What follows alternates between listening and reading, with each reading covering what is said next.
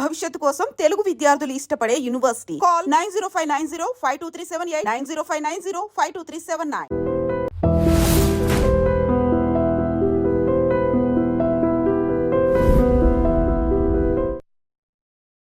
చాలా మందితో కూడా ఇలాంటి విషయాలనే జరిగిందా మీకు? ఆయనకి మీకు వచ్చిన మధ్య కాన్ఫ్లిక్ట్ ఏమిటి? అంటే ఆయనకి నాకు అంటానికి ఆయన పరిచయం లేదండి. ఓకే. ఆయన తీసిన సినిమా ఇది నేను ఇప్పటిదాకా చూడలేదు కూడా. Okay. So we are not connected in any real way. కాకపోతే బాహుబలి బిల్డప్ ఏదైతే జరిగిందో అప్పుడు ఒక జర్నలిస్ట్ ఇంగ్లీష్లో sir are you an atheist అంటే ఎస్ ఐఎమ్ ఎన్ ఎథిస్ట్ ఆయన అంటాము. అది 2-3 సార్లు చూడటము ఇంట్రెస్టింగ్ అనుకున్నాను. Nothing more. ఒక వ్యక్తి నేను నాస్తికుడినంటే ఈయన మనవాడే అని నేను కావిలించుకునే మతతత్వపు భావన నాకు లేవు. అది మతంలో ఉంటుంది. ఈయన నా కులం అనో, ఈయన నా మతం అనో, నా నాస్తికుడనో, అందరూ different conclusions in life. So నేను 3 రోజుల తర్వాత 4 రోజుల తర్వాత ఆయన గుడికి వెళ్ళిన ఫొటోస్ చూశాను. ఫొటోసే కాకుండా వీడియో క్లిప్పింగ్ కూడా ఎవరో పంపించారు. నాకు కొంచెం చిరాకేసి. ఆయన గుడికి వెళ్ళినందుకు చిరాకేలా, అది ఆయన హక్కు. ఆయన గర్వ్ సే కహో హమ్ హిందూ హై అని ఆయన అంటే నాకేం అభ్యంతరం లేదు. నాకు ఎట్లా ఉంటుంది అభ్యంతరం? నేను ఎవరిని అభ్యంతరం పెట్టడానికి? It is his freedom of worship and religion and belief and so on. నాకు చిరాకు ఎందుకు వేసిందంటే నువ్వు 3 రోజుల క్రితం నాస్తికుడిని అన్నావు అని, అంటే నాలాంటి వాళ్ళని బద్నాం చేస్తున్నావు నువ్వు అని. ఇప్పుడు రేపు నన్ను అంటారుగా నువ్వు నాస్తికుడిని అంటున్నావు, నువ్వు గుడికి వెళ్తావా అని అడుగుతారు. అందుకని నాకు అబ్జెక్షన్ అనమాట. Okay. So you be true to the definition of the word. నేనున్నాను, నిజానికి నేను గుడికి వెళ్తాను, ప్రార్థనకు కాదు. ఆ గుడిలో సౌందర్యాన్ని చూడటానికి, శిల్పకళా సౌందర్యాన్ని. నేను తిరిగినన్ని మసీదులు, చర్చిలు, గుళ్ళు, దేవుడి మీద నమ్మకం ఉన్న వాళ్ళు కూడా తిరిగి ఉండకపోవచ్చు. నేను నిజంగా ఎగ్జాజరేషన్ కాదు. ఎక్కడైనా ఒక ఏన్షియంట్ స్ట్రక్చర్, మాన్యుమెంట్, ఆర్ట్ అది ఉంటే నేను వెళ్తాను చూడటానికి, ఆస్వాదించటానికి, అబ్బురపడటానికి. See, religious belief and other beliefs have had such power on human creativity and skill that it developed these marvelous examples of what the human is capable of. ఇదంతా మన వారసత్వమే. So we must celebrate it. కొబ్బరికాయ కొట్టను, పూజ చేయను అనే తప్పిస్తే ఎక్కడైనా హిందువులకు మాత్రమే ప్రవేశం అంటే నేను లోపలికి వెళ్ళను. I remain out side. I'm a visitor, I'm a guest. Okay. ఎంతవరకు ఆ రూల్ పర్మిట్ చేస్తుందో అంతవరకు వెళ్ళటానికి నాకు కుతూహలం, ఉత్సాహం ఉంది. ఇప్పుడు సోమనాథ్ దేవాలయం దగ్గర నుంచి అన్ని దేవాలయాలకి నేను వెళ్ళాను. సార్, అయ్యప్ప స్వామి దేవాలయానికి వచ్చి ఒకానొకప్పుడు, అంటే ఈ మీడియా ఇంత ప్రోపగండా చేయని రోజుల్లో, ఒక 20 ఏళ్ల క్రితం మాట, నిజంగానే అయ్యప్ప స్వామి ఆ జ్యోతి అలా ఆకాశంలో ఎవరూ పంపించకుండా దానంతటా అదే వస్తుందని ఒక గుడ్డి నమ్మకం అనండి, లేదంటే అలా ప్రచారం జరిగిందనండి.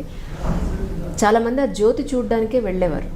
కరెక్ట్గా చెప్పాలి, అది జ్యోతి అందరికీ కనిపించదు, అది కొంతమందికి కనిపిస్తుంది, నియమనిష్టలతో వాళ్ళకి కనపడుతుందని కూడా చెప్తూ ఉండేవాళ్ళు.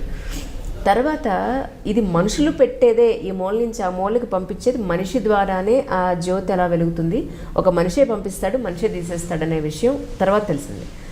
ఈ విషయంలో నిజంగానే మనిషి పంపిస్తారంటే ఇందులో మీ వాదన ఏంటి? ఇందులో యాక్చువల్లీ ఈ గుడితో ఒకటి కంప్లీట్ చేసేద్దామండి. ఇప్పుడు నేను గుడికి వెళ్తాను, నేను అదే అంటున్నాను. I go there to admire what is there. Rajamouli garu చొక్కా తీసేసి వస్త్రం కప్పుకుని లాంఛనాలతో గుడిలోకి వెళ్ళారు, అంటే ప్రార్థన చేయటానికి వెళ్ళారు. అలాంటప్పుడు నాస్తికుణ్ణి అని చెప్పుకోవద్దు అని నేను అంటున్నాను. ఎందుకు అని అంటే మాలాంటి వాళ్ళకి అపవాదం వస్తుంది. ఇప్పుడు మేము వెళ్ళాం కదా, ప్రార్థన చేయటానికి వెళ్ళాం కదా. ఇప్పుడు నేను వాస్తుని నమ్మను, మీరెవరు చూడనప్పుడు నేను వాస్తు పండితుడికి డబ్బులు ఇచ్చి నేను చేస్తే నేను అన్నదానికి వాల్యూ ఉండదు కదా. అట్లానే ఇది బాగాలేదు, ఇది పద్ధతి కాదు అని చెప్పటం అనమాట. Beyond that nothing else. ఆయన ఐన్ ర్యాండ్ ఫాలోవర్ని, I'm very influence by her అని కూడా అన్నారు. మరి అయన్ ర్యాండ్ ఏమో స్ట్రాంగ్ ఎథీస్ట్. ఆవిడ సోషల్ ఫిలాసఫీ ఏమైనా కావచ్చు, షీఈ్ ఎ స్ట్రాంగ్ ఎథీస్ట్. మరి నేను ఎథీస్ట్ అంటున్నారు, అలాగే అయన్ ర్యాండ్ ఈజ్ ఇన్ఫ్లుయెన్షియల్ అని అంటున్నారు. మరి మీరు ఇలా చేయటం బాగాలేదు అన్నది నా పేచీ అంటే. ఆయన ఎవరో నాకు తెలియదు, నేను చెప్తున్నా ఆయన వింటాడో కూడా తెలియదు, ఆయన దాకా వెళ్ళేది అవకాశం కూడా ఉండకపోవచ్చు. But this is my stance. ఆయనకి చెప్పట్లా, పబ్లిక్కి చెప్తున్నా. నేను అటువంటి నాస్తికుడిని కాదు. నేను గుడికి వెళ్తే మీకు ఎప్పుడైనా నేను కనిపిస్తే నేను పూజ చేయటానికి కాదు అక్కడికి వెళ్ళింది అని, ఆ మాట చెప్పటానికి. ఓకే. కాకపోతే అయ్యప్ప స్వామి విషయంలో ఆల్రెడీ మీడియా అంతా చూపించేసింది కదా, సో కొత్తగా మనం చెప్పేది ఏం లేదు. సో ఒరిజినల్గా మనిషి ప్రవేశపెట్టేది దీపం అనేది, అంతేనండి? అంతే కదా. రెండింటిని చూడటానికి వెళ్తారు. ఒకటేమో ఎలక్ట్రిసిటీ డిపార్ట్మెంటు వెలిగించేది. ఎలక్ట్రిసిటీ డిపార్ట్మెంట్ ఇలా చేస్తుంది అని చీఫ్ మినిస్టర్ గారు అసెంబ్లీలో చెప్పారు. కొత్తగా నేను చెప్పేది ఏంటి? అవునండి, అవును. So that is done. రెండో వెలుగు ఏదైతే ఉందో నక్షత్రం అన్నది ఎక్కడి నుంచే నాకు అనిపిస్తుంది. మీరు కేరళ వెళ్ళక్కర్లా ఆ నక్షత్రం. ఎలక్ట్రిసిటీ డిపార్ట్మెంట్ పెట్టే మంట చూడటానికి అక్కడికి వెళ్ళాలి. కానీ రెండో వెలుగు ఏదైతే ఉందో అది నక్షత్రం యొక్క గొప్పతనం ఏంటంటే భూమి మీద ఎక్కడి నుంచి చూసినా కనిపిస్తుంది, ఎటు చూడాలో తెలవాలంతే. బట్ నమ్మకం ఉన్న వాళ్ళు వెళ్తారు.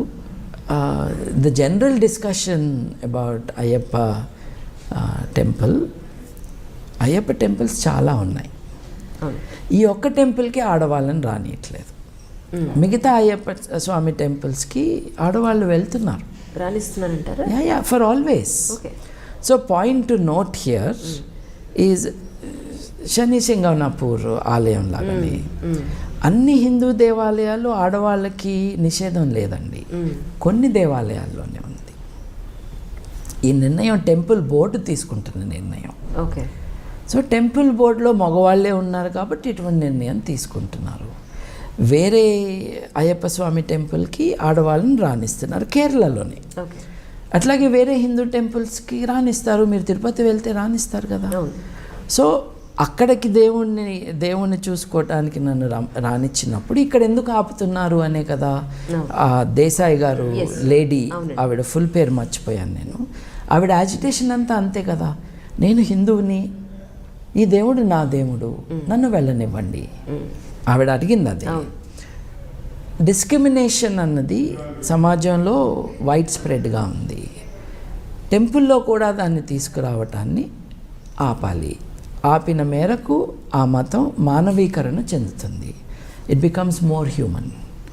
ఇప్పుడు పాత discriminatory, exploitatory social structure, systems, values నుంచి మనం పైకి వెళ్తే పాత అన్ఎగ్జామిన్డ్ క్లెయిమ్స్ ఆఫ్ నాలెడ్జ్ నుండి examined and verified body of knowledge వైపుకు మనం వెళ్తే దట్ ఈస్ కాల్డ్ ప్రోగ్రెస్. ప్రగతి అంటే ఏమిటి? ఆధునిక విజ్ఞానానికి, ఆధునిక విలువలకి మన జీవితాన్ని, మన నమ్మకాలని, మన భావాన్ని అనుసంధానం చేసుకోవటం. Progress is simply that. సత్యాన్వేషణ అంటే ఏమిటి? ఇప్పుడు మనం సత్యం అని మాట్లాడుతూ ఉంటాము, అందరికీ కదా ట్రూత్ కావాలి అని. ట్రూత్ అన్నది వాస్తవానికి సంబంధించింది. It's not a metaphysical concept. దానికి రకరకాల రంగులు పూసి దాన్ని ఇమాజిన్ చేసుకోవాల్సిన అవసరం లేదు. Truth is a content of knowledge అని చెప్పాడు ఎంఎన్ రాయ్ గారు. It is a content of knowledge. ఆ నాలెడ్జ్ ఎలా వస్తుంది? సైంటిఫిక్ మెథడ్లో వస్తుంది. ఊహతో మొదలైనా కూడా అది వెరిఫై చేసి ఫ్యాక్ట్గా ఎస్టాబ్లిష్ కావటానికి ఒక మెథడ్ ఉంటుంది. ఈ మెథడ్ని ఇదంతా మనం ఫాలో అయితే మానవ హక్కులే మన మోడర్న్ నైతికత, సైన్సే మనల్ని సత్యం దగ్గరికి తీసుకెళ్ళేది. నీ సైన్స్కి అన్నీ తెలుసా? నీ సైన్స్ చచ్చిపోయిన మనిషిని బతికిస్తుందా అని ప్రశ్న వేస్తారు. సరే, మతంతో బతికించు. ఇంతమంది చచ్చిపోతున్నారు కదా, రోజుకి 1,50,000 మంది చచ్చిపోతున్నారు కదా ప్రపంచం అంతా. మతంతో ఒకరిని బతికించు అంటే ఇది ఒక మీనింగ్లెస్ ఆర్గ్యుమెంట్. నీ సైన్స్ బతికిస్తుందా? చచ్చిన మనిషిని సైన్స్ బతికించదు, కానీ చచ్చిపోతున్న మనిషిని చావకుండా కాపాడే అవకాశం సైన్స్కే ఉంది, మతానికి లేదు. ఈ డిస్టింక్షన్ అంటే మనం ఏది నమ్ముతున్నామో ఆ విషయాల పట్ల కొంత టైం ఇచ్చి ఆలోచన చేయటం అన్నది మనం చేయట్లేదు. నేను ఒకటే అంటాను, నువ్వు ఏ ఛాలెంజ్ అయితే సైన్స్కి ఇస్తున్నావో నీ మతానికి నీ దేవుడికి ఇవ్వు. They will also not be successful. That is the point. మనిషి చాలా గొప్పవాడు. మనిషి ఏం అచీవ్ చేశాడు అని అంటే ఒకసారి మన చుట్టూ చూసుకుంటేనే తెలిసిపోతుంది. ఈ గొప్పగా ఎదిగిన మనిషి ఇంకా పైకి వెళ్ళాలి అని అంటే ఎక్కడెక్కడ అడ్డంకులు ఉన్నాయో చూసుకుని ఆ అడ్డంకుల్ని మనం in a friendly way can we resolve it, చిక్కుముడిని కొంచెం లూజన్ చేయొచ్చా, can we go forward. That is a way of progress, that is a way of reform. Reform in social practice, reform in thinking as well. సత్యం అంటే జ్ఞానమే. ఆ జ్ఞానం మానవ విలువలకి అనుసంధానం చేయగలిగితే then you get a philosophy of life.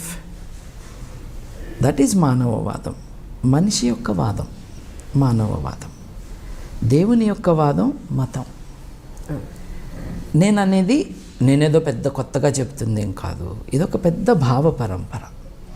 ఇది గ్రీస్లో కానీ భారతదేశంలో కానీ ఇది ఎప్పుడో కొన్ని వేల సంవత్సరాల నుండి వస్తున్న భావ పరంపర.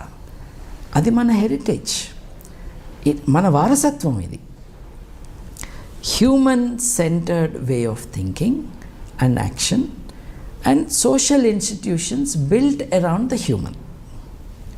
అంటే ఇదేంటి, మీకు నాస్తిక సొసైటీ కావాలా అని కొంతమంది సడన్గా అడిగేస్తారనమాట. అంటే వాళ్ళకి భయం వేసింది నేను చెప్పింది. మానవ హక్కులు లేనిది మానవవాదం లేదు. నువ్వేమి నమ్ముతావో చెప్పేది మానవవాదం కాదు. నీకు నువ్వు ఆలోచించుకోమని చెప్పి దానికి స్వేచ్ఛ కావాలని చెప్పేదే మానవవాదం. ఇప్పుడు ఎంతసేపు మానవవాదులను చంపుతున్నారే కానీ మానవవాదులు ఎవరిని చంపట్లేదే. అంటే వీళ్ళేదో కట్టడి చేస్తున్నారు, వీళ్ళకేదో నియంతృత్వం కావాలని ఉంది అని అనుకుంటూ ఉంటారు.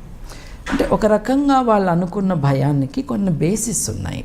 ఏమిటి అని అంటే కమ్యూనిస్టు నిరంకుశత్వ పాలన, కమ్యూనిస్టు నియంతృత్వం అన్నది ప్రపంచవ్యాప్తంగా మనం కొంతకాలం చూసాం. ఆ కమ్యూనిజం మానవవాదం కాదు, అదొక పొలిటికల్ ఐడియాలజీ. ఇప్పుడు వాళ్ళు నాస్తికులు అన్నమాట నిజము చాలా వరకు, కానీ వాళ్ళు మానవవాదులు కాదు. మార్క్స్ మానవవాది, కానీ కమ్యూనిస్ట్ పార్టీతో ఒక నియంతృత్వం తీసుకొచ్చి దాన్ని నడపాలి అని చేస్తున్న ప్రయత్నాలు మానవవాదంతో ఎలా పొసుగుతాయి? It's not linked at all. So ఆ confusion partly because they associate atheism with communism. Communism class divisions వాటి గురించి, అలాగే ఒక వర్కింగ్ క్లాస్ ఎట్లా అధికారంలోకి రావాలి, డిక్టేటర్షిప్ ఆఫ్ ప్రొలెటేరియట్ కావాలి అంటున్నారు, మళ్ళీ నియంతృత్వమే కావాలంటున్నారుగా. అదెలా? మానవవాదం స్వేచ్ఛ కావాలని అంటుంది.